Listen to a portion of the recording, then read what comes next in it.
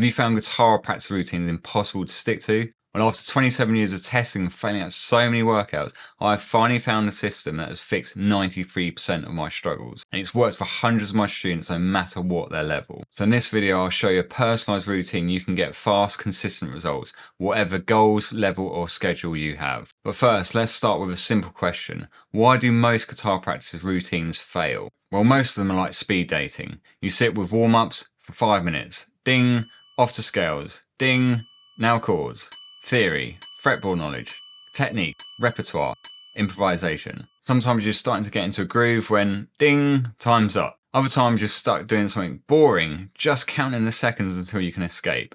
The result, you never stay with a topic long enough to understand it, or you feel demotivated doing things you hate. So should we ditch routines and just play whatever we want?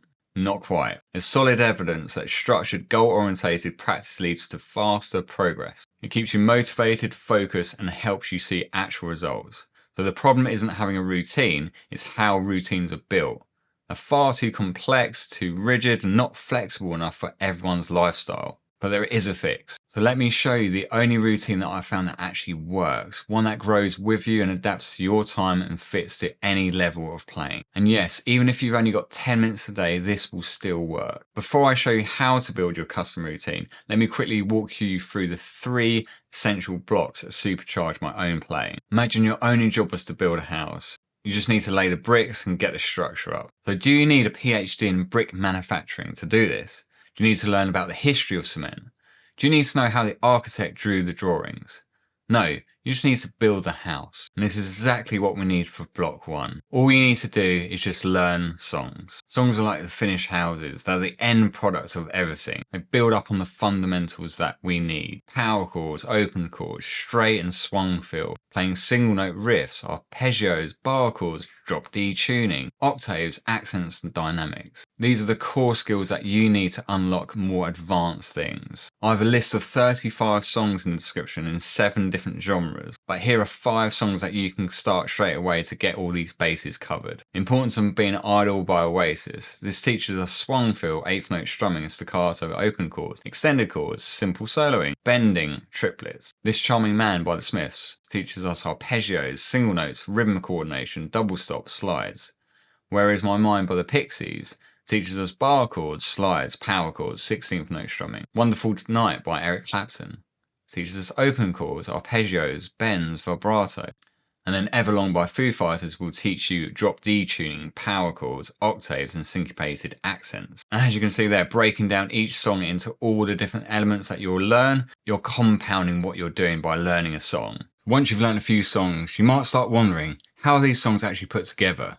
This is where you become the musical architect. Whenever I learn a song, I ask a few simple questions. What the key is, what scale fits the song, what chords are in the progression. Then combining on a deeper level, where on the neck are these chords and scales being played. This was a complete game changer for me. Repeating this process on every song I learned and combining it with what I'll show you in block 3 unlocked huge improvements. I could improvise freely, create my own riffs and parts, work out music by ear much faster. Now all of this knowledge means nothing if you don't know how to use it musically. This is where everything changes.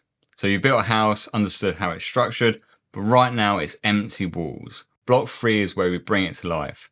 This stage is all about creativity, creating what you've learned and turning it into real music. So how do we do that? So for an example, if I'm taking the song Wonderful Tonight, I would have studied the chords. So we've got G, we've got D, we've got C, we've got D again.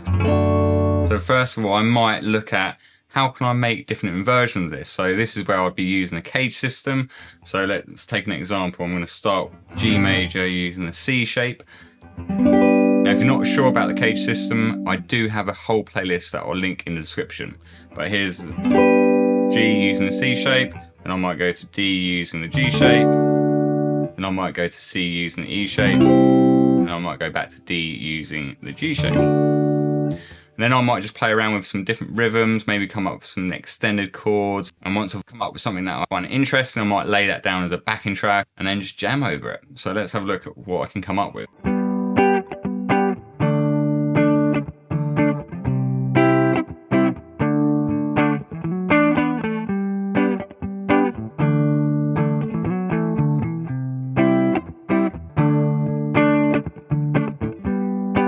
And once I've got something that I'm happy with, then I can use the scale from Wonderful Tonight, which I worked out was the G major scale.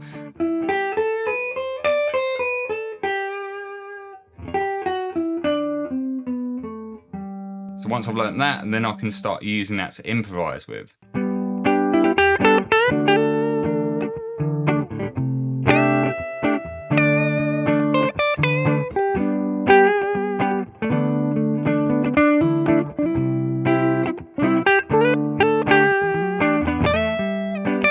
So this is all important, but how do you take these 3 blocks and turn them into a practice routine that actually works? Most routines fail because they're fixed and don't adapt. This one grows with you, and here's how. So if you're a beginner or you've only got 10 to 25 minutes per day, just focus on one song for about 3 to 4 weeks. Use songs that you absolutely love, or you can use the songs I've actually mentioned. Your goal here is really to build a solid foundation without any overwhelm. And by the way, if you want help mastering the songs and playing confidently, check out the simple 4-week plan linked in the description. Now, if you want to advance that slightly, if you've only got 10 to 30 minutes per day, still focus on block 1, but this time try to use your ear to figure out some of the music. Doesn't have to be all of it, even if it's just a small part of the solo, a couple of chords. Just try to use your ear a little bit at this stage. So the next stage is when you're moving up to intermediate level and you've got roughly 20 to 40 minutes per day. But as you've got a bit more time, I would use what I call the 60-40 rule. So 60% you're still learning songs. I can't tell you how important it is to just keep learning songs. I went for a whole period of not learning songs and just learning theory. And let me tell you, my playing plummeted. So 60% you're learning songs from block 1, and 40% you're an investigator from block 2. And the main goal here is to understand the why of the song that you're learning. And if you're intermediate and advanced level, or you've got like 40 minutes plus to practice, you can use the 50-30-20 split. So 50% practicing songs, 30% on the theory, and 20% on the creative side of things in block 3. Getting the right routine is just a start. Making practicing fun is where the real progress begins. So click here to see the method that turns practice into something you actually look forward to.